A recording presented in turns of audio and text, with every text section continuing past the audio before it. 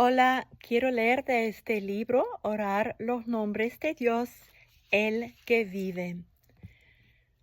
No tengas miedo, yo soy el primero y el último, y el que vive.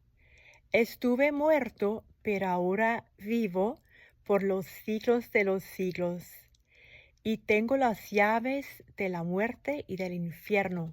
Apocalipsis 1, 17 y 18. Mi Señor Jesús, no hay otra persona ni otro Dios que pueda afirmar ser el que vive, el que murió y ahora vive por los siglos de los siglos. Como aquel que vive, solo tú puedes darme esta vida plena y abundante, pues venciste a la muerte y el infierno. Como aquel que vive, no solo estuviste presente en la creación, sino que todas las cosas fueron creadas a través de ti. Tú les diste vida. Me has vivificado en mi carne y me has dado vida abundante en mi alma. Y un día, muy pronto, me darás una vida nueva en un cielo nuevo y en una tierra nueva.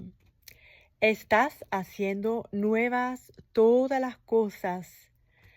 Los muertos en Cristo se levantarán primero, y todo porque tú eres el que vive, el que fue sepultado y resucitado al tercer día, de acuerdo con las Escrituras.